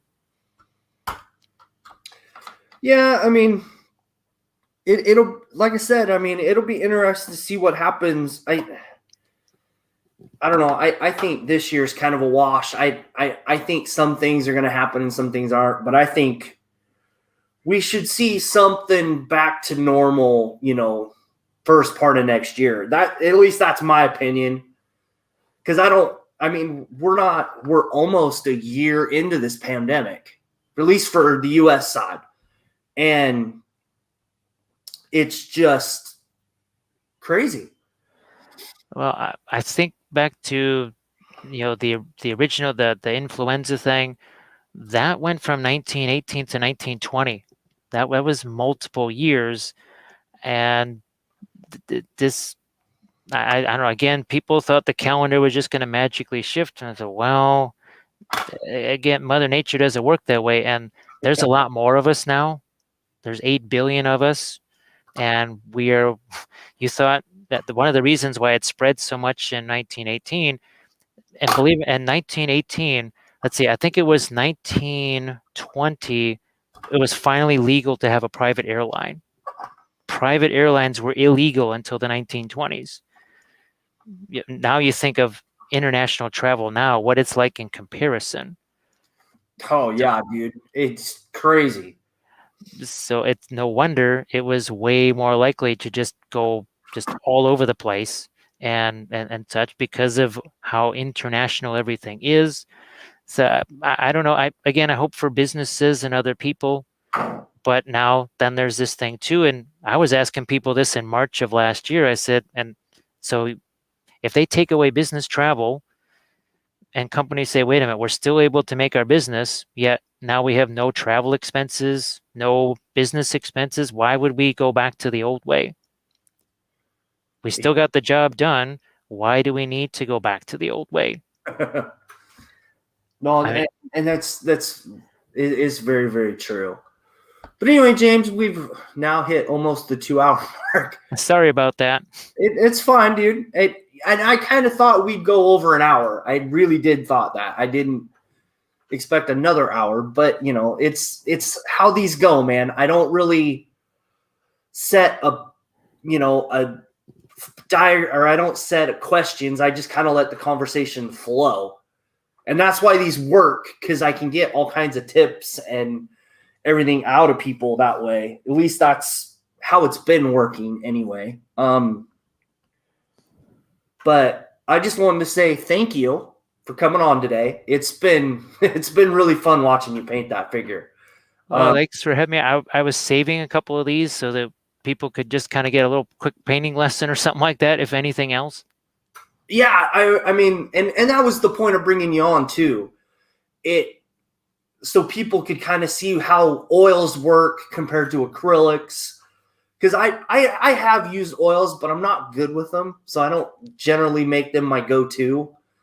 But just watching you do a little bit, it's like, why am I not doing that? It's just, it is what it is. But thank you for coming on. Tell Kathy, we'll have to get her on one of these too. Or maybe get you guys both to come on one weekend or something. I think we could, because we're just, it's not like this takes up a lot of bandwidth. No, and this format is really, really easy. And her podcast doesn't start, even now, it doesn't start for another 3 hours or something like that. So this time frame works really well for that too. Yeah, it's and everybody seems to like Yeah, But that's true. Yeah, that's true, Gilbert. It's life's gonna be weird once it gets leveled out again. But anyway, I'm gonna do the exit and then I will talk to you for a minute offline. Yeah, those look really awesome, dude. Really awesome. So that was James. James, I sorry about the length of this. It is what it is. I can't really do anything about it. It's just the conversation just flowed today and I just went with it. So hopefully you guys learn just as much as I do, or I did today. Next week, we're going to have a big guest. I got Fast Jimmy 71 Chicken Grease Garage is going to be on next Sunday. So that is going to be another Chicago guy. But he's a car modeler. It's going to be a fun time. Hopefully, we keep liking these. And hopefully everybody had a good weekend. And I will see you guys next weekend. Bye.